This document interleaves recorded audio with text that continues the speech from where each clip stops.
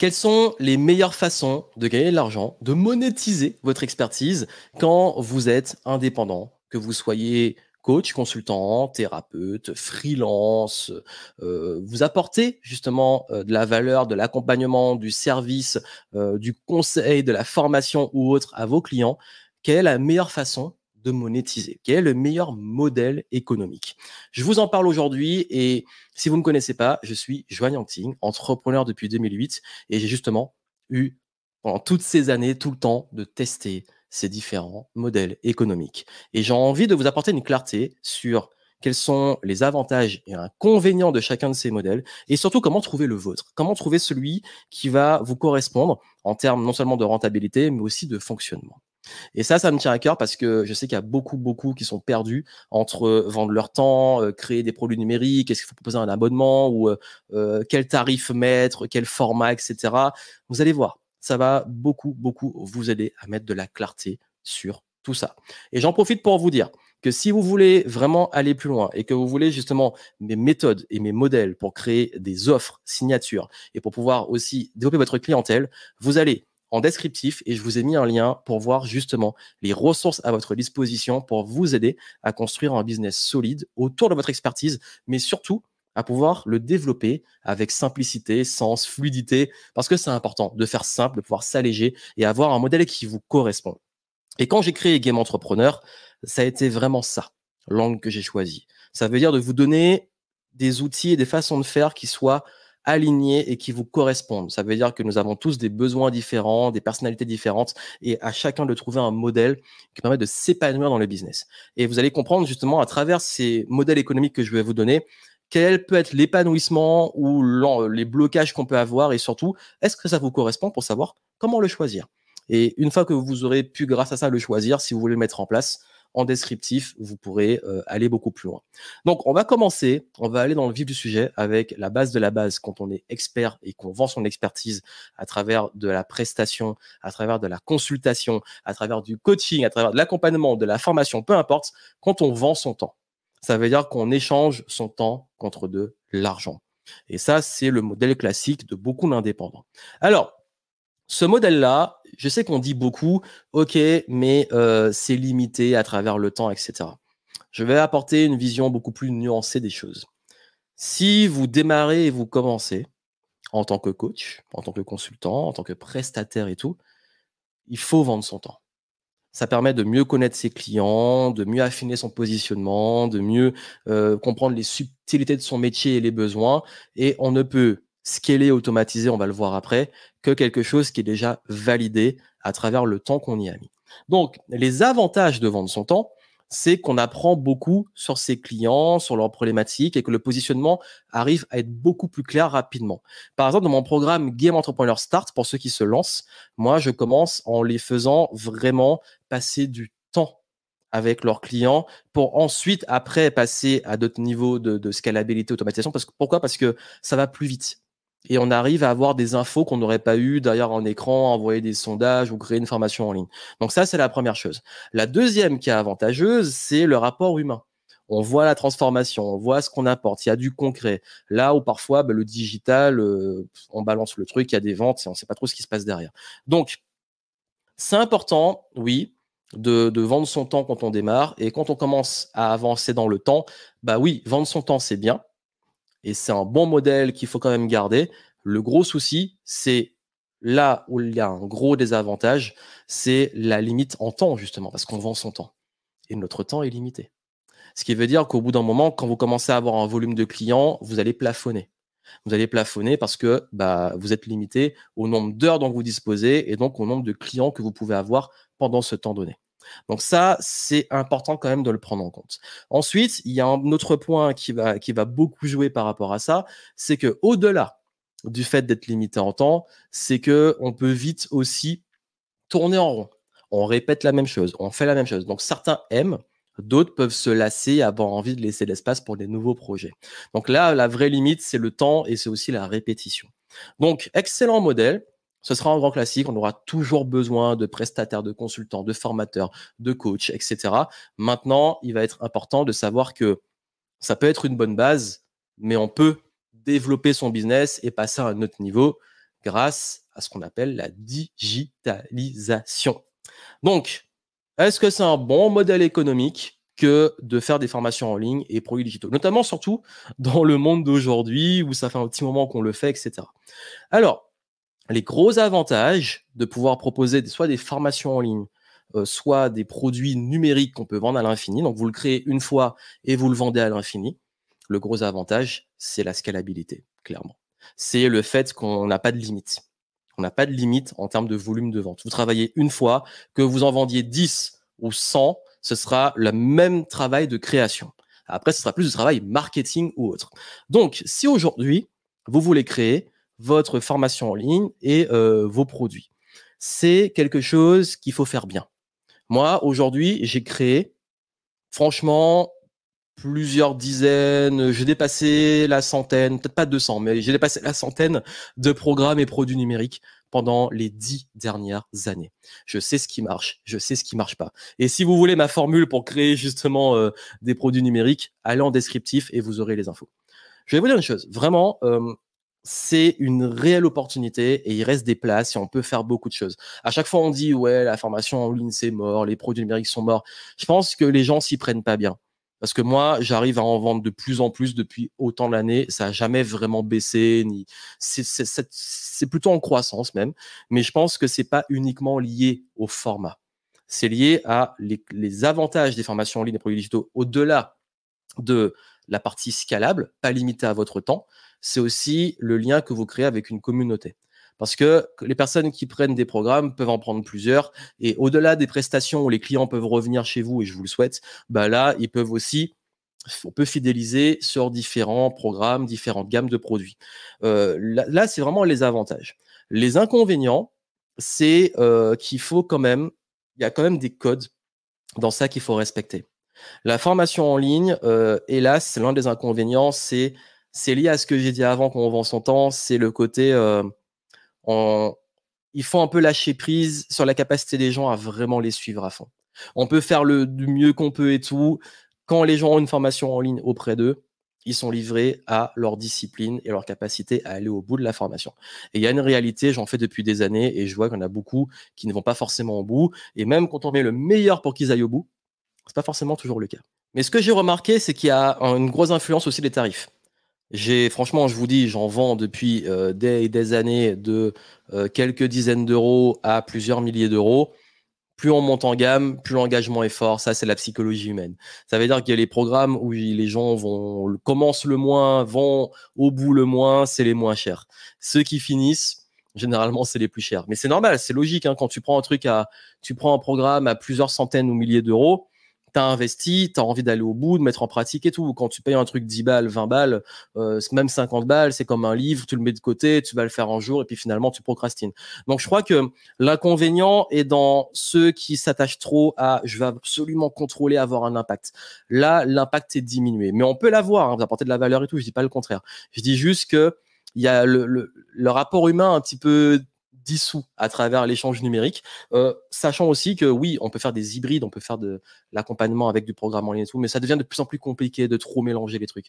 Pendant un moment, on faisait beaucoup d'hybrides, et je crois qu'aujourd'hui, les gens, pour vous dire hein, de l'expérience, même moi, hein, soit je veux un programme en ligne, soit je veux du direct avec la personne. Les deux ensemble, au bout d'un moment, ça me saoule. Ou alors, ok, je prends tes programmes et on bosse ensemble, mais j'aime pas les trucs hybrides. À un moment, il y a eu la mode des cohort-based courses, ça veut dire les cohorts. On commence tous ensemble pour créer une dynamique. Ça s'est essoufflé. J'ai l'impression que ça s'est beaucoup essoufflé. Ça dépend des personnalités. Il y en a, moi, quand je suis en programme en ligne, juste fous-moi la paix, donne-moi le programme et je le suis, il n'y a pas de problème. Il y en a, ils ont besoin d'avoir un groupe. Il y en a, ils ont besoin d'avoir un accompagnement. Donc, ça dépend. Il faut trouver la formule qui vous correspond. Donc, c'est ça. C'est plus ça le désavantage parce que au-delà de l'aspect création, maintenant, aujourd'hui, on a tellement d'outils, on a tellement de techniques accessibles que créer un programme en ligne, on peut le faire simplement. Et après, bien entendu, l'autre inconvénient, c'est qu'il faut être pédagogue. Il faut savoir bien faire les choses. Ça s'apprend. Vraiment, si c'est un sujet qui vous parle, vu que c'est la chose que je fais le plus ces dernières années, au-delà des conférences et de la création, c'est en descriptif, je vous donne toute ma méthode. Comment créer son programme, comment le vendre, etc. Si ça peut vraiment vous intéresser. Parce que maintenant, on a des plateformes, des systèmes de paiement, tout ça, c'est ultra facile. À l'époque, c'était une galère. Je faisais ça sur WordPress avec un plugin PayPal intégré dessus, le truc qui buguait une fois sur deux. Non, aujourd'hui, on a vraiment tout ce qu'il faut pour le faire, mais forcément, il y a plus de concurrence. Mais si vous respectez les codes et les conseils que je peux vous donner en descriptif, vous allez voir que vous avez plus de chances de percer dans ce domaine-là. Troisième modèle économique, l'abonnement. Alors, l'abonnement, le plus gros avantage de l'abonnement, et j'ai proposé un abonnement, j'avais une formule de 2014 jusqu'à 2018. Ah ouais, quand même 4 ans, je viens de réaliser. 4 ans, j'avais le Club Révolution Positive. Et l'abonnement, c'est génial pour une raison, en termes de modèle économique, c'est que c'est des revenus récurrents. Ça veut dire que quand vous avez tant d'abonnés, vous savez qu'il y a tant qui tombe chaque mois. Ça soulage beaucoup. Mais c'est plus dur de faire du volume. On peut, hein, mais on ne vend pas autant un abonnement qu'on vend un programme, par exemple, en ligne. Parfois, c'est même plus facile de lancer un programme chaque mois que de proposer un abonnement où les gens ont un programme chaque mois. Enfin, j'ai testé plein de choses. Hein. Après, peut-être que ça dépend d'autres, de certains et tout, mais l'abonnement, les gens sont plus réticents, surtout en France. Mais l'abonnement, l'aspect modèle économique est génial. L'aspect, OK, je sais qu'il me faut tant de personnes, etc. Et le game de l'abonnement, c'est la rétention. Garder les gens le plus longtemps possible. Forcément, si vous savez que dès que quelqu'un rentre dans votre système à abonnement, s'il reste en moyenne X mois, vous savez que c'est un panier moyen ou voilà, un revenu moyen par ce client-là de X temps. Donc, vous savez que chaque client qui rentre peut vous rapporter tant. Et vous avez vraiment, ça permet d'avoir beaucoup plus vision. C'est pour ça que beaucoup de cinéma, de salles de sport, de trucs comme ça se sont mis à faire des abonnements, ont toujours eu des abonnements parce que en fait, ça leur permet de lisser et d'anticiper leur trésor. Donc, c'est un excellent système. Le désavantage, c'est que vous êtes engagé à délivrer. Il faut trouver comment bien le faire. Il faut trouver aussi comment garder les gens. Et ça, c'est très, très, très difficile. Il faut réussir à garder. Le plus dur dans l'abonnement, c'est de garder les personnes. Combien d'entre vous, j'en suis sûr, hein, prennent un abonnement, par exemple Netflix ou autre, et puis les abonnent, et puis se reprennent, etc. On sait, hein, quand il n'y a pas d'engagement, on sait comment ça se passe. Donc, ce que je veux vous dire, c'est que l'abonnement peut être il faut bien structurer, notamment la gestion, l'équipe et tout, parce que l'abonnement, c'est le truc sur lequel les gens vont essayer le plus, soit de tricher, soit vont être le plus réticents, vont vous sortir des trucs. Ouais, mais j'ai pas arrêté mon abonnement, j'ai été prélevé alors que la personne n'a pas fait la démarche pour l'arrêter. Il y a plein de trucs comme ça. En fait, il y a plein de problèmes qui sont pas là avec les deux modèles dont j'ai parlé avant. Ça, c'est un grand classique. J'en ai vu de passer. Où les gens qui profitent de la période d'essai, ils se désabonnent et après, ils prennent avec un autre adresse email le truc d'essai, etc. Vous allez avoir plein de cas comme ça. Donc, l'abonnement, il y a plein de façons de faire de l'abonnement. Il y a plein de façons de structurer, etc. Mais il faut le faire bien. Et surtout, c'est quelque chose qui consomme beaucoup plus de ressources. Ça vous rapporte plus régulièrement, mais ça vous coûte beaucoup plus. Mais c'est une bonne formule. Alors, je vais passer à un point qui a du sens sans avoir du sens, mais je voulais l'aborder parce que c'est une mode. Le high ticket. Alors, le high ticket, ça veut rien dire parce que c'est une question de high ticket, c'est qu'on dit tu vends cher. Bon, le high ticket dans le domaine du coaching, consulting, etc., c'est en gros, tu vends des prestations à plusieurs milliers, dizaines de milliers d'euros, voire plus. Et ça, c'est en gros, tu as moins de clients, mais tu vends beaucoup plus cher. Alors, le high ticket, c'est très bien parce que avec très peu de clients, on peut avoir des très gros résultats. Et c'est adapté souvent le high ticket. Beaucoup de gens comprennent mal la psychologie du high ticket. Le high ticket, on est sur une logique de luxe. Ce qui veut dire qu'on est sur du marketing qui est différent du marketing qu'on va utiliser pour du conseil, pour de la formation ou pour de l'abonnement. Il y en a, ils veulent faire exactement la même chose que d'habitude pour une logique plus haut niveau. De plus, le high ticket, on ne vend pas forcément les mêmes formats ou les mêmes véhicules. Ça veut dire que une formation high ticket, beaucoup ont abusé dessus, mais il y a un moment, ça n'a plus de sens, sauf si tu délivres vraiment tout ce qu'il y a autour, tout ce qui englobe. En gros, j'ai pas plus à dire si ce n'est que faire du high ticket doit se faire en délivrant de la high value, à la hauteur de ce ticket. Et quand il y a des gars qui ont commencé, justement, en fait, pourquoi c'est arrivé? Le petit truc derrière, c'est que quand c'est arrivé à la mode, c'est qu'il y en a qui n'arrivaient plus à vendre leur formation, qui n'arrivaient plus à faire du volume sur la formation, et ils se sont dit, bon, ok, nous maintenant, si on n'arrive plus à faire du volume, on va augmenter le prix. on va faire des trucs plus chers. Sauf qu'ils ont formé les gens à faire ça et on s'est retrouvé avec des coachs débutants qui vendaient des trucs à plusieurs milliers d'euros alors qu'ils étaient incompétents. Et ça a détruit le marché et ça a fait beaucoup de dégâts, ça a mis les gens sur la paille. Donc, vigilance sur le high ticket et faites ça que si vous comprenez aussi la psychologie, vous comprenez votre valeur. Je dis pas de faire ça avec les débutants. Si aussi ça délivre vraiment ce que ça vaut.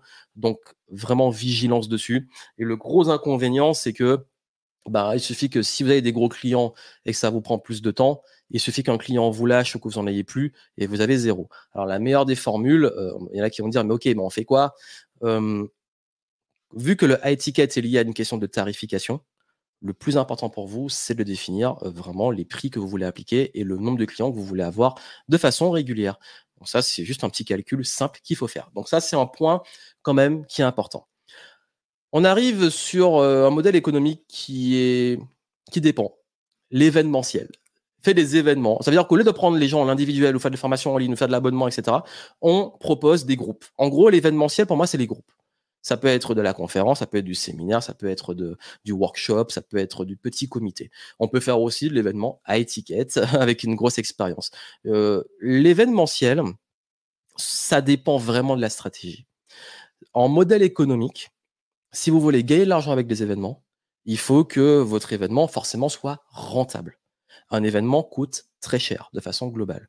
Alors, bizarrement, c'est comme le high ticket, on peut réussir à avoir une énorme rentabilité sur des événements en petit comité avec des belles expériences. Comme sur de la conférence ou des gros séminaires, la rentabilité est réduite parce que les grosses salles, tout ça, selon le prix auquel vous vendez, c'est dur d'être à l'équilibre, surtout quand on débute dans l'événementiel.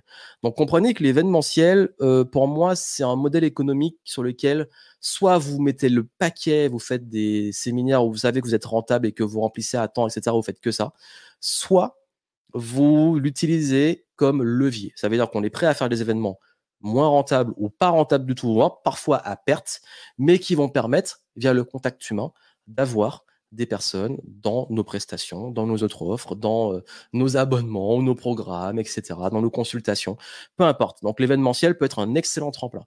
Donc ça, c'est encore une fois, c'est dur de dire l'événementiel bien ou pas bien. C'est juste que d'expérience pour avoir fait des événements, pour être rentable, ça demande des formats très particuliers, mais tous les événements ne sont pas que à but de rentabilité si on parle de modèle économique.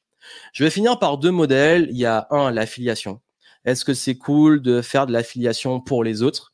Ça veut dire que vous vendez les produits des autres. Vous avez peut-être une petite audience et vous dites, OK, quelqu'un a des produits à vendre. Moi, j'ai pas envie de créer ni une prestation, ni une formation, ni un abonnement. Je propose celui des autres. C'est un bon modèle. Surtout si vous faites de l'affiliation avec des abonnements, ça vous fait toucher des commissions régulières. Donc ça, c'est un bon modèle. Il y a aussi, moi, l'affiliation, que je parle plus la apporteur d'affaires. Vous recommandez quelqu'un et vous touchez une commission sur la prestation qu'elle aura donnée à la personne à qui vous avez recommandé. Voilà, c'est pour moi, en gros, on met en relation un autre produit ou service et on touche une commission sur la transaction. Donc, c'est bien. L'aspect positif, c'est que vous n'avez pas à créer d'offres. Et par contre, vous devez avoir une audience, forcément des gens à qui proposer. L'aspect négatif, c'est que vous n'avez pas de clients. Et ça peut paraître ça peut paraître bizarre que je le dise, mais quand vous avez des vrais clients qui viennent à tout ce qu'on a dit avant, quand vous vendez votre temps, vous avez des clients. En formation en ligne, ce sont vos clients. Abonnement, ce sont vos clients. À étiquette, ce sont vos clients. Événement, c'est votre événement, ce sont les gens qui viennent. OK. Mais il y a une question à se poser. Très, très, très importante. Quand vous envoyez des gens chez d'autres marques ou d'autres personnes, vous avez été référent, c'est cool, vous touchez de l'argent. Mais quand ces personnes-là arrêtent ou quand vous avez plus d'audience, vous avez rien. Alors quand vous avez des clients, c'est des gens qui vous ont fait confiance, vous. Et un client est quelqu'un qui peut revenir. Donc quand on a des clients, on a des actifs, on a des personnes qui nous font confiance, qui vont peut-être acheter nos futurs produits, services, venir à nos prochains événements, etc. Alors que quand on vend les autres, on a une audience, mais on n'a pas de clients, on n'a pas de gens qui ont payé chez nous. Alors, ils payent peut-être de leur temps, leur attention pour ce que vous proposez, mais ils n'ont pas payé chez vous. Donc, pour moi, c'est pas un vrai business puisque vous n'avez pas, enfin, vous touchez de l'argent, mais vous n'avez pas une base de réels clients chez vous. Donc, l'affiliation, c'est un bon complément. C'est un modèle si vous vous en foutez, c'est OK. Mais pour moi, sur le long terme, c'est pas toujours viable. Et enfin, la pub et le sponsoring.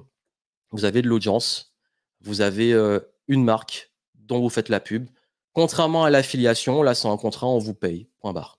Parce que l'affiliation, ça peut être un mélange. On peut faire du sponsoring de la pub affiliée. Ça veut dire qu'une marque vous paye, vous donne un code promo. Et si votre audience, donc les personnes que vous envoyez vers la marque, achètent, ben, vous allez toucher une commission.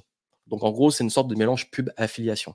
Mais si vous faites juste, par exemple, la pub en mode la marque elle vous paye tant pour un post ou une vidéo ou un contenu ou une promotion, bref, un truc sponsorisé, on va vous payer, vous avez un contrat, ok, bon, ben, si tu fais une vidéo, tu parles de nous, on te lâche ce chèque-là, ok. Ben, c'est une bonne façon, mais par contre, il faut que vous ayez des grosses audiences pour être rentable. La pub, ça, le sponsoring, c'est bien quand on veut monétiser, par exemple, du contenu ou autre, mais qu'on a quand même de l'audience.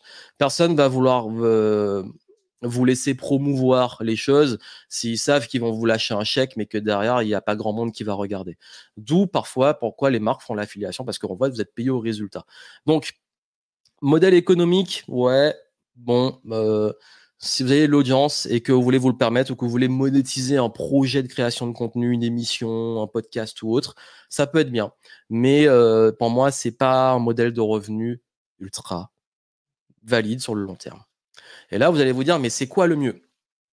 J'ai un peu fait le tour. C'est à vous de trouver. Moi, je dirais que faut pas trop mélanger non plus. Mais moi, si vous arrivez à vendre votre temps, faire de la presta sur ce que vous kiffez vraiment, avec des gens avec qui vous payent vraiment bien, sans en être dépendant, plus une partie numérique qui tourne, pour moi, c'est le modèle idéal. Moi, c'est le modèle que j'ai aujourd'hui. Je suis consultant, j'ai des clients que je filtre, je choisis avec qui je bosse.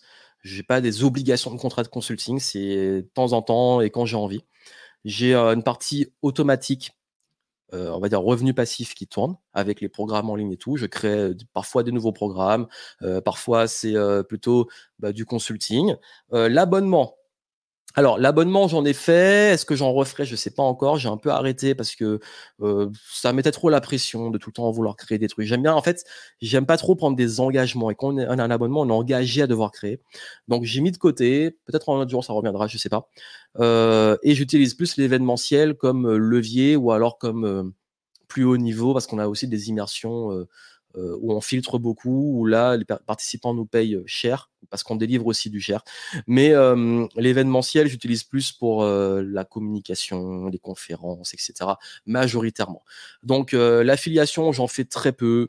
Pub et tout, très, très, très, très peu. De temps en temps, sur des produits que j'aime bien, quand je recommande des livres, je mets des liens affiliés, des trucs comme ça. Mais franchement, ce que je gagne dessus est assez ridicule comparé au reste. Donc, le truc, c'est de trouver votre équilibre. Mais je pense à savoir vendre son temps, avoir une clientèle physique, de préférence à bon niveau qui vous fait kiffer, avec qui vous aimez travailler, et avoir une partie, on va dire, plus récurrente, abonnement, programme en ligne ou en mix des deux, et en faisant un petit peu d'événements de temps en temps pour le contact humain. Pour moi, c'est la formule idéale. Le but n'est pas de tout faire, mais d'aller aussi vers ce qui est fluide pour vous et qui vous anime. Et vraiment, hein, si vous voulez créer cet écosystème et savoir comment designer ce type d'offre, je vous donne tous mes secrets en descriptif. Allez voir. Et puis surtout, si ce n'est pas encore fait, abonnez-vous à la chaîne YouTube, suivez le podcast, suivez-moi sur les réseaux sociaux, vous avez tout en descriptif et on se retrouve pour des prochains conseils pour vous aider justement à continuer de progresser dans vos affaires avec du flow, de la simplicité. Mais n'oubliez pas, c'est important aussi que le modèle économique est important, mais il est important qu'il soit aligné avec votre épanouissement et ce qui vous correspond. Et votre business ne dépend pas d'un modèle économique. Je voulais finir dessus. Votre business ne dépend pas de comment vous gagnez de l'argent. Pourquoi? Parce que moi, j'ai fait du consulting, ensuite j'ai fait la formation en ligne, ensuite j'ai fait de l'abonnement, ensuite je suis revenu dessus sur le consulting, etc. Mais on s'en fout. Les gens me suivent pour tout l'écosystème que j'ai créé, pour ma personnalité, etc. Et peu importe le type d'offre ou de modèle économique que j'aille mettre en place, ils suivront dessus. Et un business, c'est pas un modèle économique. Un modèle économique, c'est à un instant T, mais votre business, c'est plus. C'est beaucoup plus que ça. Donc, d'où l'intérêt de ne pas rester figé dessus et d'accepter aussi les évolutions de vos envies, du marché et de comment les deux se correspondent et comment les deux sont cohérents. C'était mon partage. Je vous souhaite plein de succès et puis n'oubliez pas de vous abonner et de suivre les prochains contenus. À très bientôt.